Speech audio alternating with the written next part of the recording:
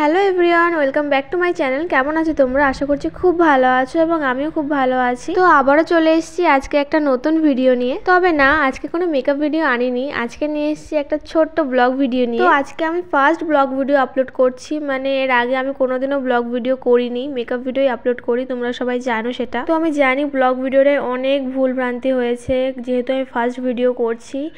তো তোমরা তোমাদের মতন করে একটু মানিয়ে নাও। তো এই ভিডিওটা শুট করেছিলাম আমি 12 তারিখ।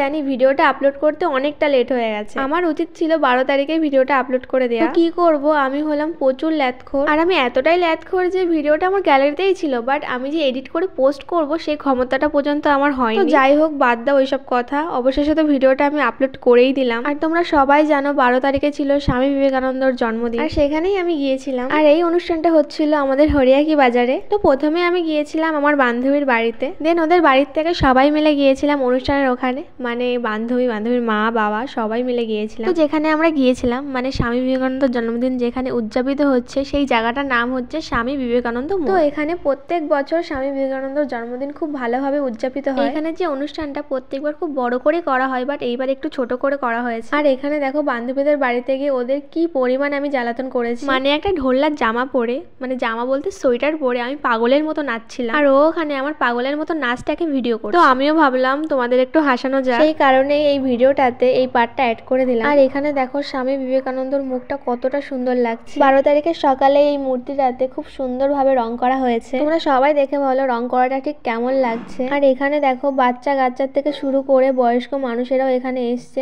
কত লোক আশেপাশে যারা যারা থাকে সবাই এসছে। আর এই মূর্তিটার পেছনেই দেখো একটা মন্দির আছে, যেখানে কিনা গান বাজনা করা হয়, কীর্তন করা হয়, আর ছোট ছোট বাচ্চাদের হারমোনিয়াম শেখানো হয়।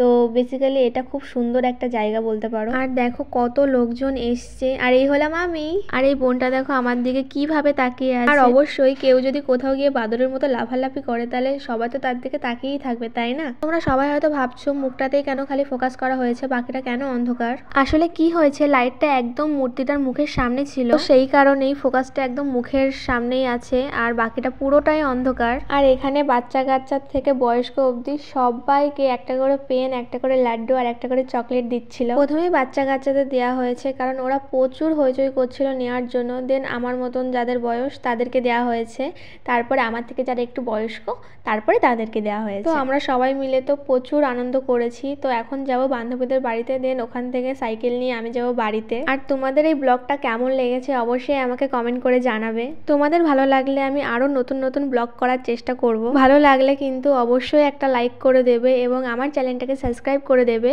আর পাশে থাকা বেল আইকন ক্লিক করতে কিন্তু ভুলবে না। আর ফেসবুকে দেখে থাকলে অবশ্যই আমার পেজটাকে ফলো করে দাও। তো আজকের ভিডিওটা এই পর্যন্ত। Thanks for watching guys, by.